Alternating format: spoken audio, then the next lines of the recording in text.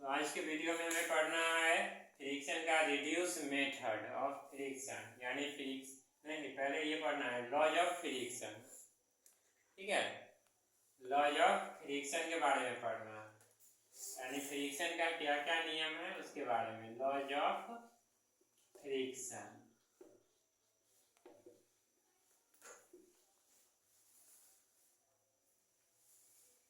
तो करने का मतलब है फ्रिक्शनल फोर्स जो होते हैं वह हमेशा क्या होगा कि कोई ऑब्जेक्ट जब मूव करता रहता है तो फ्रिक्शनल फोर्स की जो डायरेक्शन होते हैं ना वह मूविंग ऑब्जेक्ट के अपोजिट होते हैं। ठीक है, कोई भी ऑब्जेक्ट आगे की तरफ बढ़ रहा है ना, तो फ्रिक्शनल फोर्स की डायरेक्शन क्या करेगा, उसको अपोजिट कर देगा। यानी जाना है सीधा तो फ्रिक्शनल फोर्स के कारण वह उसको टेढ़ा कर देगा रास्ता। ठीक है, तो फर्स्ट लॉ हमारा है फ्रिक्शनल डायरेक्शन ऑफ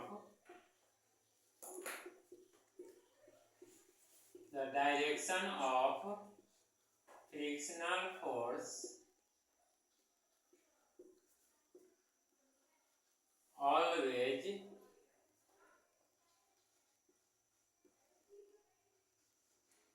always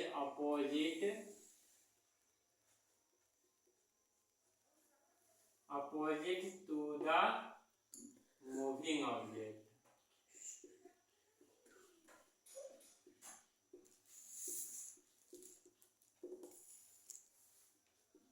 इसके बाद है फ्रिक्शनल फोर्स। ठीक है, फ्रिक्शन यानी लॉज ऑफ फ्रिक्शन में जानना है फ्रिक्शनल फोर्स में क्या होते हैं, नॉर्मल रिएक्टेंस वह उसके यानी सीधा जैसे इस पे कोई ऑब्जेक्ट है इसमें जब फ्रिक्शनल फोर्स लगता है ना वह उसके परपेंडिकुलर होते हैं, जैसे ये नॉर्मल रिएक्टेंट हो गया R। ठीक है, तो यह इसके क्या होंगे, हमेशा अपोजिट में होंगे, यानी लग रहा है नॉर्मल रिएक्टेंस और यह इसके अपोजिट में होते हैं। यानी यह क्या होते हैं, सरफेस पे फ्रिक्शनल फोर्स ऑब्जेक्ट के सरफेस पे निर्भर करते हैं, यहाँ पर है उस पर वह डिपेंड करते हैं। जैसे अभी हम ही लोग खड़े हैं तो पूरा नॉर्मल फॉर्म में है। ठीक है, और यह क्या है, हम लोग यानी सरफेस पे डिपेंड है। अगर फ्रिक्शन नहीं रहता तो हम लोग खड़े भी नहीं हो पाते, मूविंग करते रहते। फर्स्ट ये हो गया लॉज। सेकेंड है क्या है, मतलब नेक्स्ट इसका क्या है, तो फ्रिक्शनल फोर्स जो होते हैं, ठीक है, यानी उसमें limiting value of frictional force वह डायरेक्टली प्रोपोर्शनल होते हैं फ्रिक्शन कोफिशिएंट के होते हैं। तो हमारा जो नेक्स्ट है the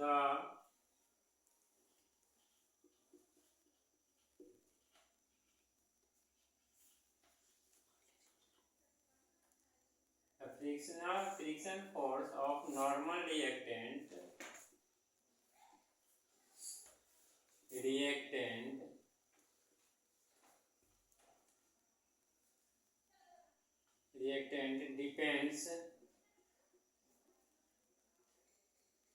depends on the surface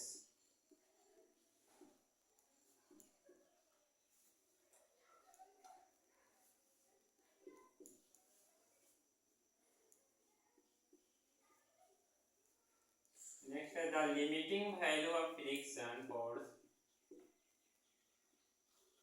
the limiting value of friction force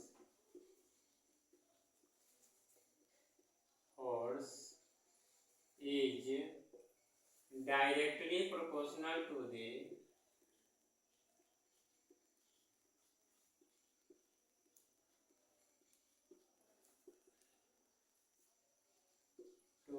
the coefficient of friction।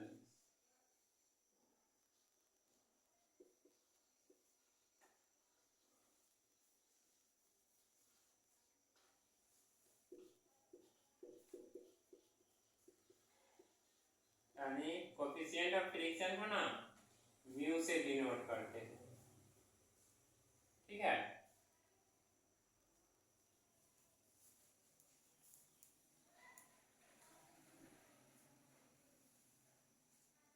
Coefficient of friction of normal reactant लिखेंगे, ऑफ नॉर्मल रिएक्टेंट।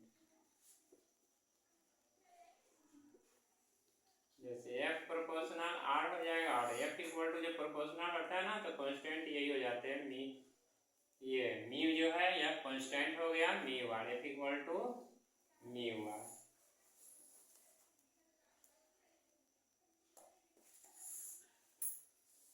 ये नेक्स्ट में है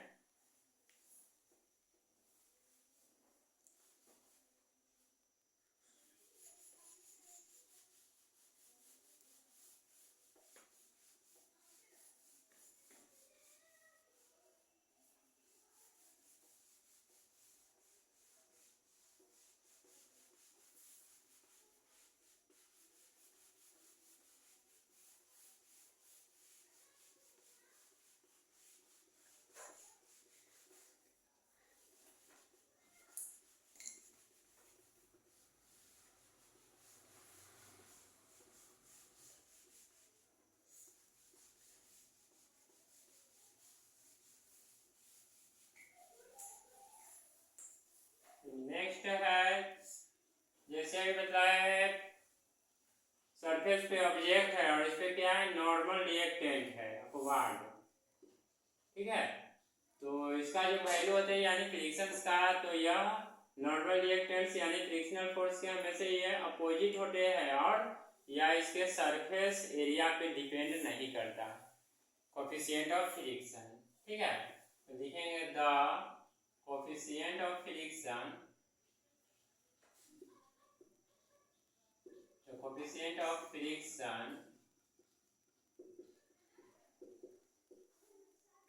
does not depend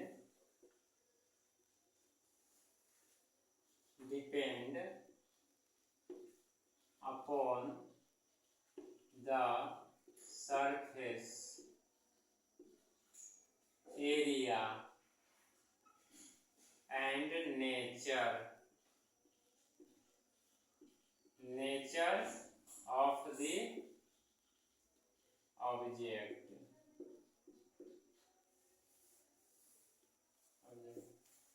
normal reactant यानी याद रखना है normal reactant is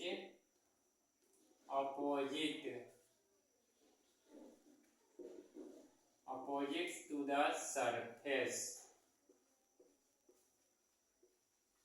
यानी normal reactant या उसका जो डायरेक्शन होगा ना वह हमेशा क्या होंगे अपोजिट होंगे सरफेस के, ठीक है। ये फ्रिक्शन में लॉज ऑफ फ्रिक्शन में हमें याद रखना है।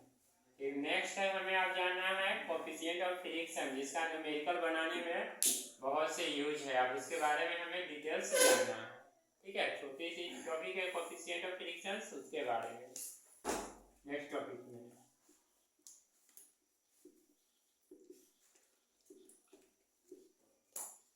ऑफ फ्रिक्शन, तो कोफिशिएंट ऑफ फ्रिक्शन में अभी जैसे लॉज में पढ़े हैं कि आप कोफिशिएंट ऑफ फ्रिक्शन को हम लोग म्यू से डिनोट करते हैं, ठीक है।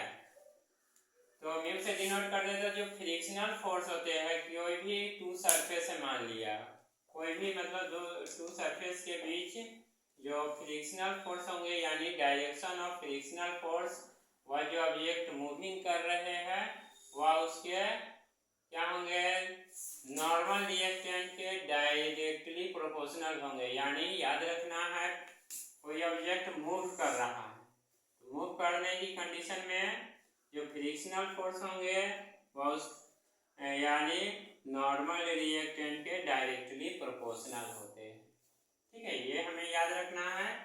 अब इसी के बारे में हम लोग कैसे पढ़ेंगे लिखेंगे तो देखना है।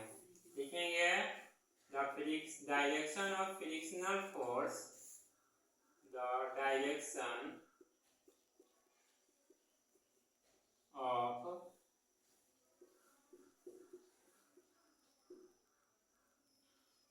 frictional force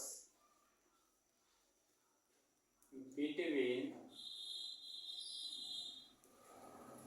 surface,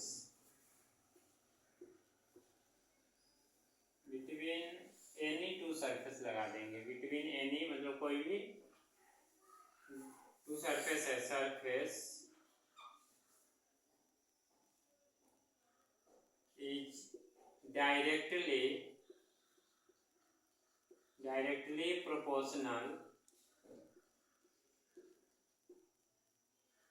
proportional to the normal reactant,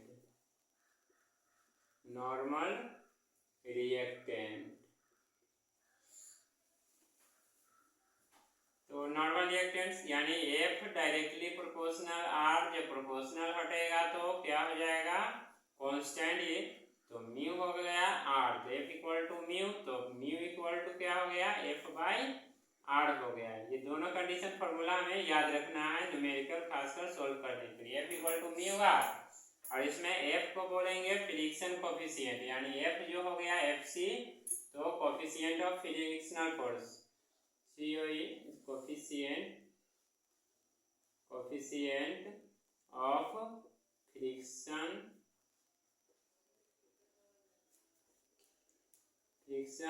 force, F को FC, ठीक है। म्यू हो गया, क्या हो गया, कोफिशिएंट ऑफ फ्रिक्शन,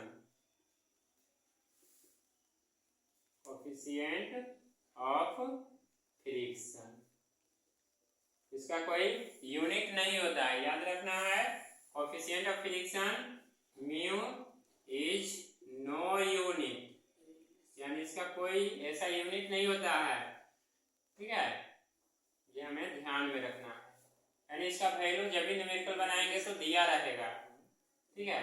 और R जो हो गया वह हो गया नॉर्मल रिएक्टेंट, क्या हो गया, नॉर्मल रिएक्टेंट। और नॉर्मल रिएक्टेंट्स वैल्यू आती है हम लोग ये मोशन ऑफ कनेक्टेड बॉडीज का जो टॉपिक बताया गया था वीडियो, उसमें दिखाया गया फिगर में किस तरह का नॉर्मल रिएक्टेंट बनते हैं।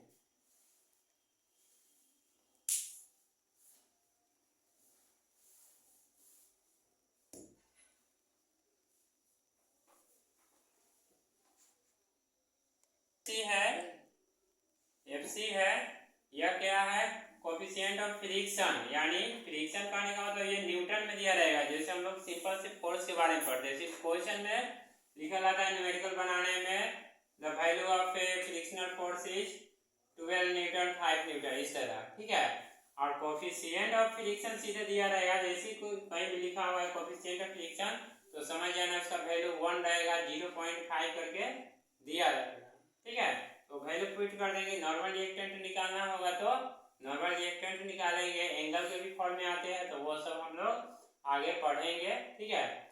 जो इंक्लाइन प्लेन पर कैसे होते हैं, परपेंडिकुलर फॉर्म में, वो हमारा नेक्स्ट वीडियो नेक्स्ट टॉपिक में रहेगा, है ना। तो आज के लिए फ्रिक्शन में हमें पढ़ना है लॉज ऑफ फ्रिक्शन अच्छी तरह, ठीक है। फिर नेक्स्ट वीडियो में हम लोग नेक्स्ट टॉपिक के बारे में पढ़ेंगे, तब तक आगे हमें ये समझ लेना है।